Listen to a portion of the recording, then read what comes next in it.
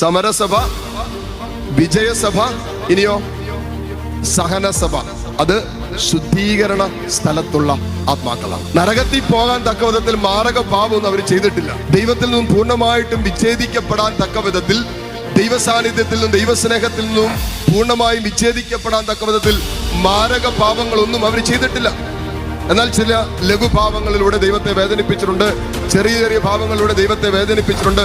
സ്വർഗരാജ്യത്തിൽ പ്രവേശിക്കാൻ തക്ക പരിശുദ്ധി അവർക്കില്ല എന്നേ ഉള്ളൂ. പക്ഷേ ഒരു കാര്യം ഉറപ്പാണ്, ശുദ്ധീകരണ സ്ഥലത്ത് കിടക്കുന്നവര് സ്വർഗത്തെ ദർശിച്ചുകൊണ്ടാണ് കിടക്കുന്നത്. ഒരു പ്രതീക്ഷയുണ്ട്. ശുദ്ധീകരണ സ്ഥലത്ത് കിടക്കുന്നവർക്കൊന്നും ഒരു പ്രതീക്ഷയുണ്ട്. അപ്പോ അവിടെ കിടക്കുന്നവർ നമ്മളൊരു സഹനസമയം. ഈ സഹനം എന്ന് പറയുമ്പോൾ നമ്മൾ ശരിക്കും തീയൊന്നായിട്ട് ഗണിക്കരുത്. അവിടുത്തെ സഹനം എന്ന് പറയുന്നത് എന്നാണെന്നറിയാമോ? എനിക്ക് സ്വന്തമാക്കാമായിരുന്ന സ്വർഗം ഞാൻ നഷ്ടപ്പെടുത്തി കളഞ്ഞല്ലോ എന്നുള്ളൊരു വേദനയുണ്ടല്ലോ, അതാണ് ശുദ്ധീകരണ സ്ഥലത്ത് ആത്മാക്കൾ അനുഭവിക്കുന്ന വേദന.